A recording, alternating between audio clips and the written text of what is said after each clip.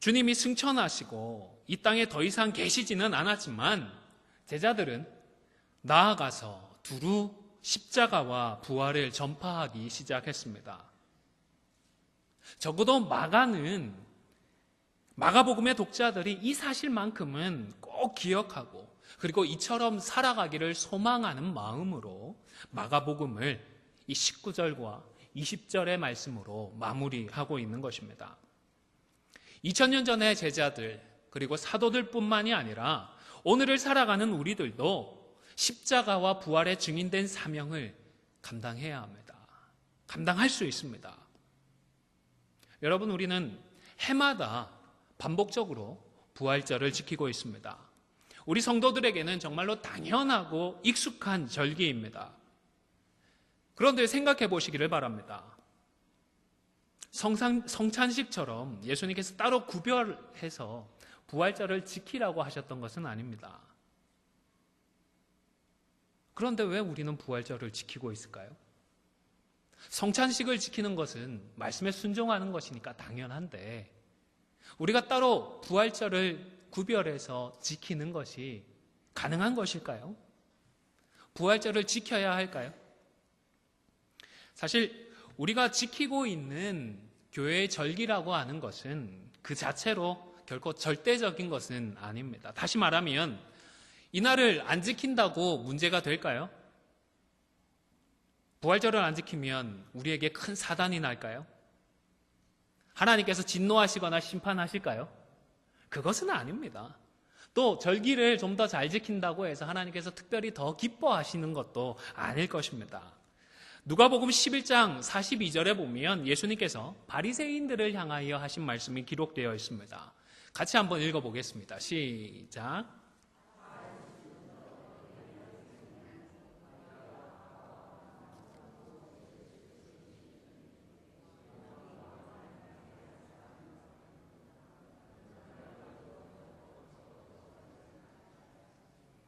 여러분, 정말로 놀랍지 않습니까? 바리새인들이요 얼마나 철저했는지가 이 구절에 정말 잘 드러나는 것 같습니다.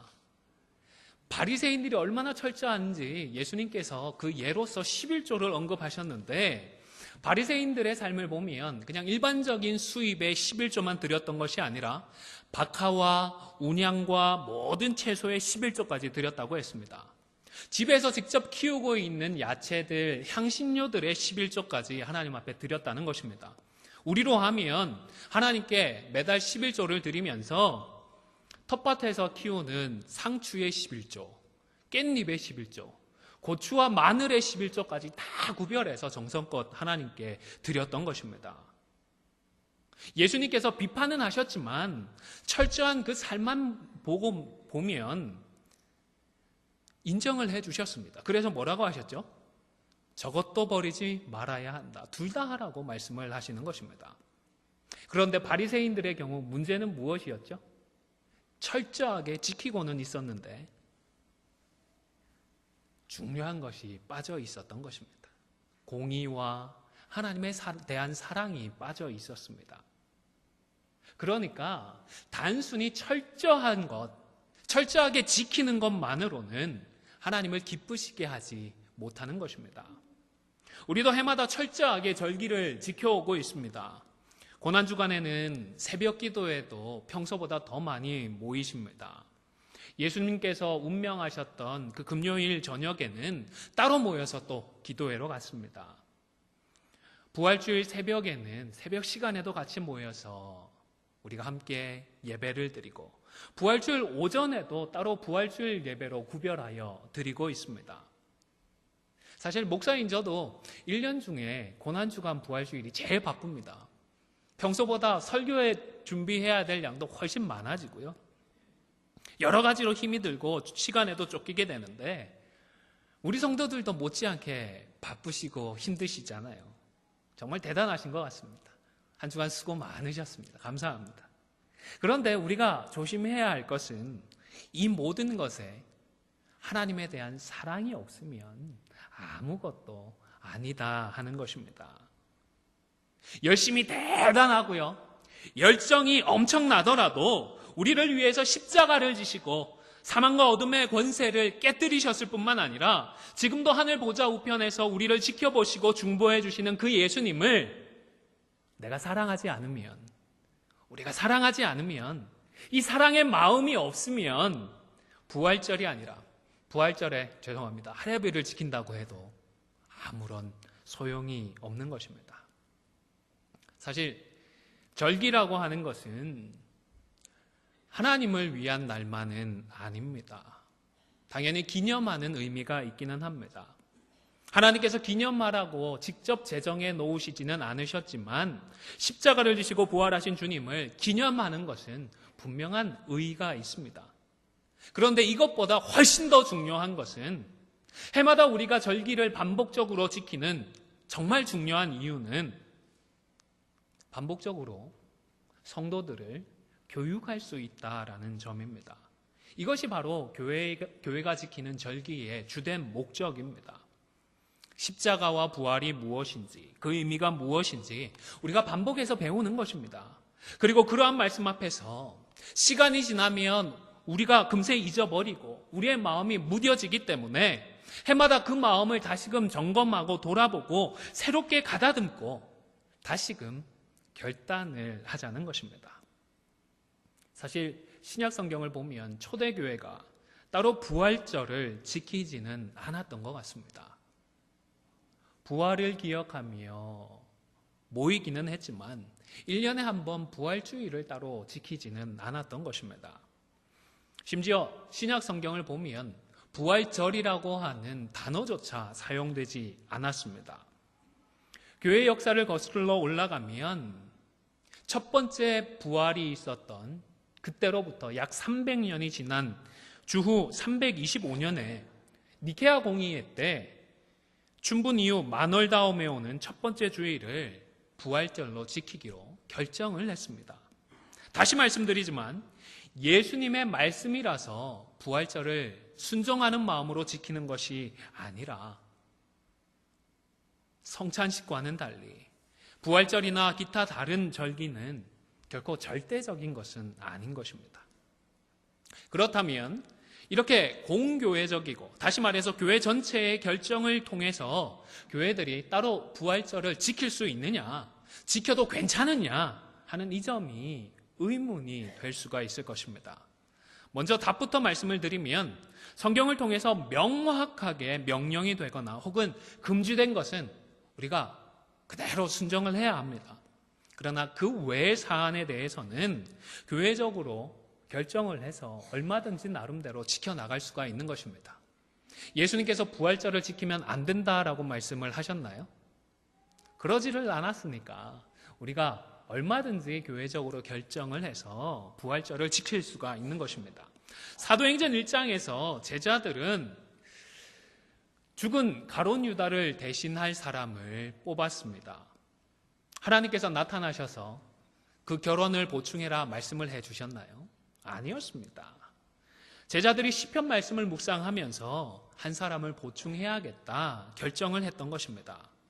그리고 내주하시는 성령의 인도하심을 따르는 새로운 시대가 시작되었죠. 그때인 사도행전 5장에서는 더욱더 명확해졌습니다. 사도들은 서로 상의를 합니다. 토론을 합니다. 그리고 나서 7명의 집사들을 세우기로 결정을 했습니다. 하나님께서 집사를 세워라, 집사를 7명 세워라, 누구누구를 세워야 한다 말씀해 주셨나요? 아니요, 말씀하지 않으셨습니다.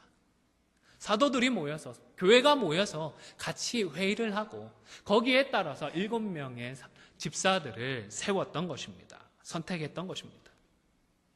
심지어 이러한 절기와 규례에 굉장히 엄격했던 구약 시대에도 보면 바른 중심으로 누구나 납득할 만한 방법으로 절기를 변경해도 하나님께서는 인정해 주셨던 것을 우리가 알 수 있습니다. 역대하 30장에 보면 히스기야가 온 백성들과 함께 제대로 유월절을 지키고자 했습니다. 그런데 문제가 있었습니다. 그 결정을 하고 난 뒤에 유월절을 지키려고 하니까 시간이 너무 촉박한 것입니다. 유월절은 유대인들의 달력으로 따지면 정월 보름에 지켰습니다. 음력 보름인데요. 정월 14일 후에 해가 지기 조금 전쯤에 안식일이 시작되기 전에 양을 잡았던 것입니다. 그런데 제사장들이 준비를 하고 또 전국의 백성들이 예루살렘으로 모여와서 유월절을 지키려고 하니까 이게 시간적으로 도저히 준비가 될 수가 없었던 것입니다. 시기적으로 맞추려고 그러면 제사장들이 정결케 하는 규례를 지키고 나면 유월절이 지나가 버리는 것입니다. 유월절을 지키려고 하는데 저 멀리에서 오는 백성들은 아무리 열심히 와도 유월절이 다 끝나고 난 다음에 도착할 수가 있는 것입니다. 그래서 어떻게 했을까요? 역대하 30장 2절 3절 말씀을 같이 읽겠습니다. 시작.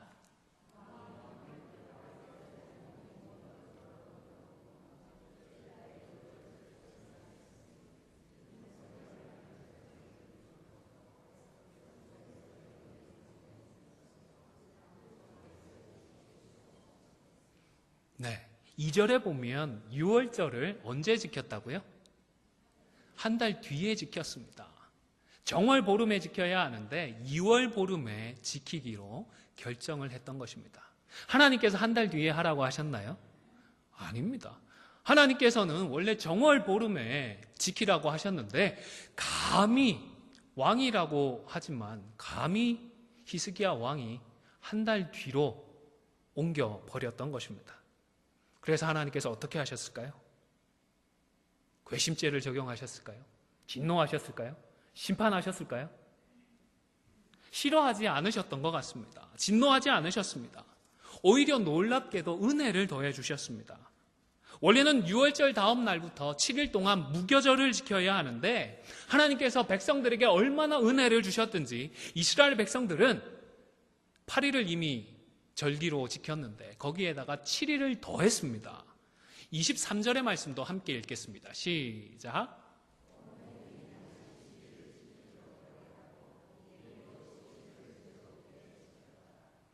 (2박 3일) 부흥회 했는데 어찌나 은혜가 되든지 5박 6일 일주일 내내 부흥회를 이어갔던 것입니다. 이번에도요, 근데 자기들끼리 결정을 했습니다. 자기들끼리 지켰습니다. 그런데 하나님께서 인정해 주셨습니다. 진노하거나 벌하지 않으셨습니다. 이스라엘 백성들은 여전히 즐거웠고 은혜와 기쁨으로 충만했습니다. 26절에 보면 예루살렘에 큰 기쁨이 있었으니 이스라엘 왕 다윗의 아들 솔로몬 때로부터 이러한 기쁨이 예루살렘에 없었더라 했습니다. 솔로몬 때부터 히스기야 때까지를 계산을 해보면 한 200년 정도가 됩니다. 이스라엘 백성들이 현실적인 필요에 따라서 절기의 날짜도 바꾸고 기간도 바꾸었지만 그것이 그저 절기를 대충 때우고 끝내려는 그런 마음이 아니라 정말로 마음을 다해서 뜻을 다해서 하나님을 섬기기 위한 마음이니까 하나님께서 무려 200년 동안 단 한 번도 경험해보지 못하였던 놀라운 기쁨을, 은혜를, 축복을 허락해 주셨던 것입니다. 마찬가지의 맥락에서 당연히 교회는 예수 그리스도의 부활을 기념하고 그 의미를 교육하기 위하여서 부활절을 지킬 수가 있습니다. 많은 이단들이 이런 문제로 교회를 공격하고 있습니다. 저들은 교회가 타락해서 성경에도 없는 절기들을 만들어 지킨다고 공격을 합니다. 그러나 아무리 그렇게 주장을 해도 교회가 타락한 것이 아닙니다. 말씀에 불순종해서 절기를 지키는 것이 아닙니다. 오히려 올바로 기념하고 기억하고 바로 교육하기 위한 분명한 목적을 위한 것임을 기억하고 하나님도 이것에 대해서는 반대하지 않으신다라는 사실을 기억하시기를 바랍니다.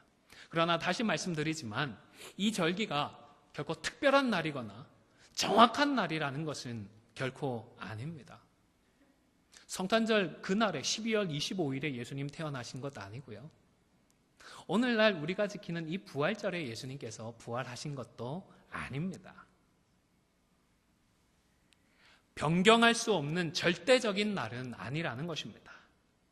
그래서 지금이라도 공교회적으로 결정을 해서 날짜를 바꿀 수도 있고 심지어 더 이상 지키지 않기로 결정을 할 수도 있을 것입니다.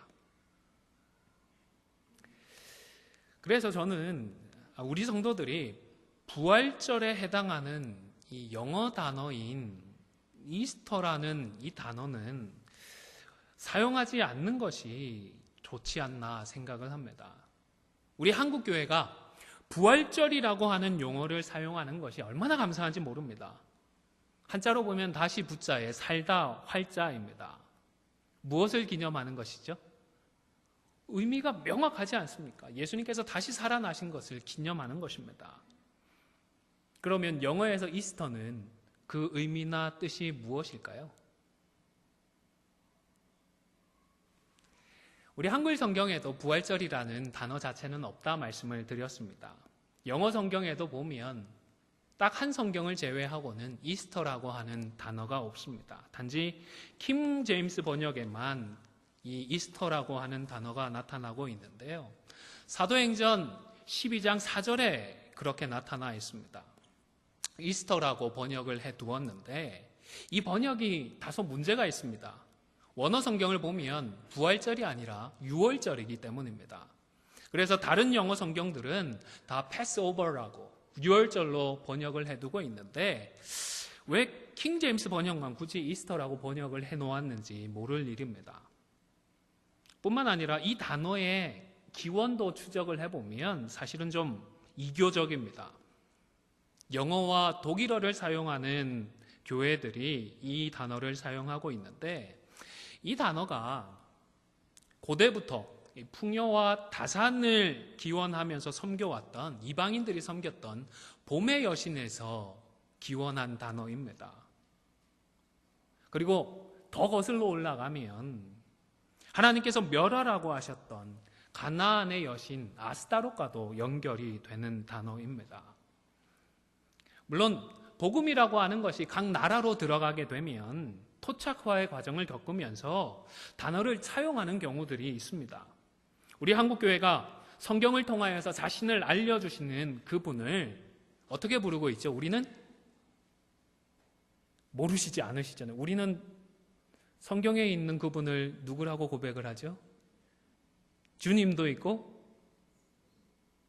예수님도 있고 하나님이라고 고백하고 있지 않습니까? 이 단어는 한국에 온 선교사님들이 고민을 하다가 성경에 있는 원어 성경에 있는 데오스라고 하는 이 단어를 어떻게 번역을 할까 고민을 하다가 한국 사람들이 사용하고 있던 하나님이라고 하는 단어를 차용을 했더랬습니다.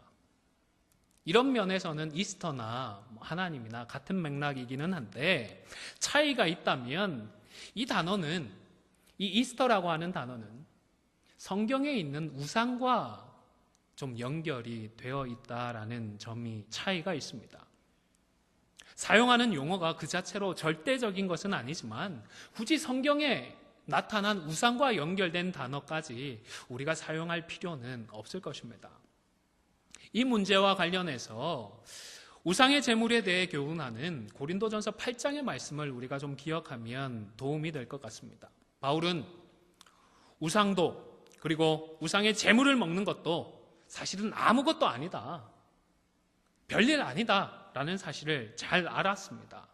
마찬가지로 이스터라고 하는 이 용어 자체도 아무것도 아닙니다.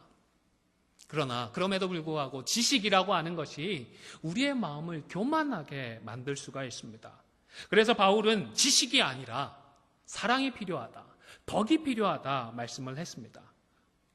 고린도전서 8장 7절에 보시면 함께 읽어보겠습니다. 시작.